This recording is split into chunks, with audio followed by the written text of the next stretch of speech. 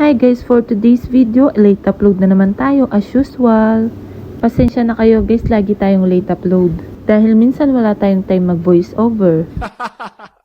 Kaya natatambakan na yung mga videos natin guys. Kaya thank you po sa mga sumusuporta sa atin at naghihintay ng mga videos natin. At nakita nyo naman guys, on the way na nga tayo. At syempre magpapagas muna dahil malayo-layo yung biyahe natin. And yes guys, for today's video, let's go to Baguio.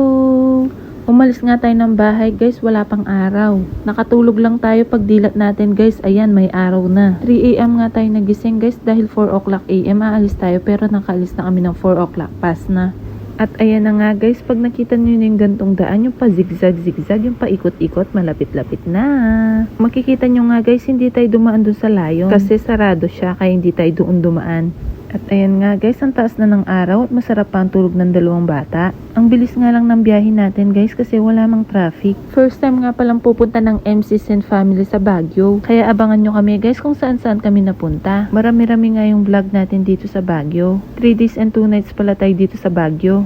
Ang ganda nga ng panahon dito sa Baguio. Hindi sobrang init pero pagdating ng gabi umuulan kaya lumalamig. Ang sarap nga ng tulog ng dalawa guys. Ay nagpalit muna kami ni Daddy. Sa kanya muna si Matias, sa akin si Ate Martina. Ito nga pala yung mga kasama natin for today's video guys. Ang family ni Daddy. Malapit-lapit na nga tayo.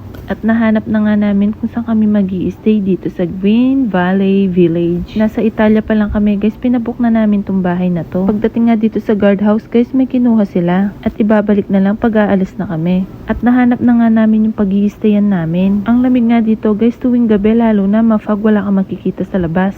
Kung hindi usok-usok na kulay puti, fog nga eh. Tignan nyo naman yung ulap guys, ayan nasa baba na nga. Okay din naman dito sa pinag-stayan namin guys. Habang hinihintay nga namin yung susi guys, ayan nagpicture-picture muna kami dito. Pasado alas 4 na nga kami nakaalis ng Pampanga pero nakarating kami ng Baguio ng alas 8. Kaya mabilis lang yung biyahe guys kung walang traffic, 4 na oras lang. At nandito na nga yung caretaker guys, binuksan na yung bahay. Dahil ilang oras din yung biyahe guys tapos malamig sa sasakyan kaya ayan ihing-ihi na kami. Tara guys, pasok na tayo. Yun nga lang, hindi ko na videohan ng buo yung bahay. Hanggang sala lang.